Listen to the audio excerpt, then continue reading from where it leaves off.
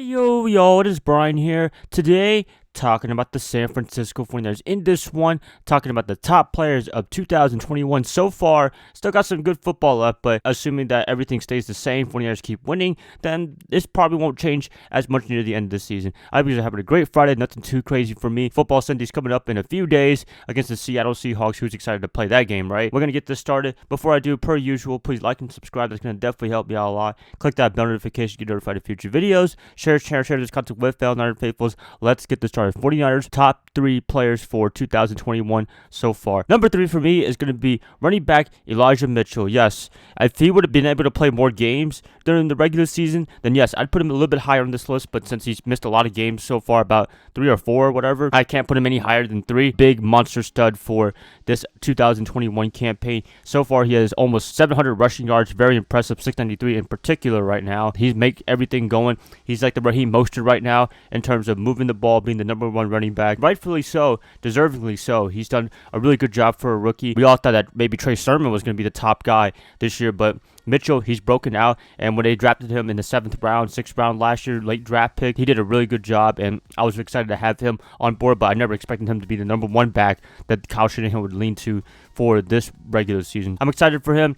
I hope to see great things from him, and he's in the middle of a pack for Offensive Rookie of the Year. Long shot, but he's still there in the running, and I hope he can do a much good job of keep running the ball as much as he can, lead this offense to success. He's a big reason why the 49ers are currently on the winning streak, but with this effective runningness. So, yeah, there you go. Elijah Mitchell, number 3. Number 2 for me, Nick Bosa, defensive end.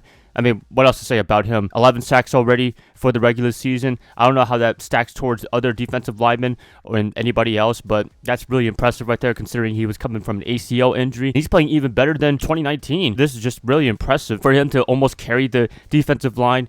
That's impressive as well. He's supporting other guys on the D-line, Armstead, Arden Key, DJ Jones. They're all reaping the benefits of Bosa. To be honest with you, he should be getting a lot more holding calls for him personally because he gets no calls essentially. He might get 1 or 2 once in a while, but he should get a lot more than he is because a lot of people hold on to him, but that's just the greatness of him. They got to use all those penalty tactics in order to just contain him in the first place, and even then, he's able to get to the quarterback and be very effective. He deserves to be number 2 on this list. Without him, I think the defensive line will suffer even more.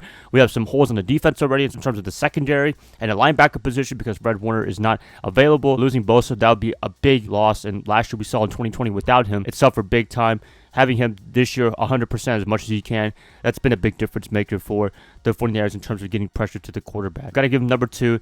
Much deserved prop. Number 1 for me, this one's pretty obvious. I mean, Deebo Samuel. Without him, the offense would be unwatchable at times. It would be very hard to even comprehend how the 49ers offense would even operate without him in the lineup. But since he's been in the lineup for the most part all year long, he is going to miss a game or 2 now, probably against Seattle and Cincinnati, I'm assuming. With him, the 49ers have been able to do whatever they want, however they want. They line him up anywhere pretty much in the receiver spot, whether it's outside, inside, slot, running back spot. I mean, what else can you ask for this guy? The jack of all trades. And so far, looking at his statistics, he has received for 1,006 yards. He probably has a good amount of rushing yards right now. Second in the league in yards after catch behind Cooper Kupp. It's very close. I think it's about a few yards behind him. But other than that, those 2 guys, they blow everybody else out in terms of yak. Without Deebo, as I said, this offense would be unwatchable. It'd be very hard to watch. Jimmy Garoppolo, Kyle Shanahan should be thanking him quite a bit for doing a lot of the workload, but it does suck that he's going to be out for a little bit. I wish he could stay a little bit longer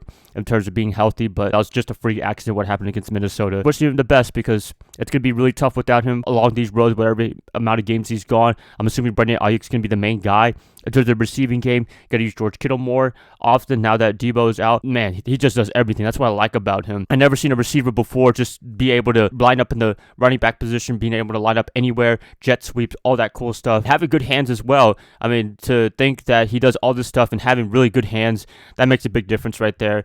That's all I got to pretty much say. I mean, the segment here has been the longest out of any of the top 3 guys that I just mentioned. Deebo deserves all the credit. He deserves the MVP of the 49ers if they do some team MVP award. And he could be in the running for Offensive Player of the Year, to be honest with you, if he just keeps up the trajectory that he comes when he comes back to the 49ers, whenever he does come back from injury. That's just how important he is to the 49ers offense. When they do make the playoffs, if they make the playoffs, then he will be the guy that they lean towards to the most, along with Elijah Mitchell. That's going to be a lot of fun to watch. So hopefully for a fast recovery for him.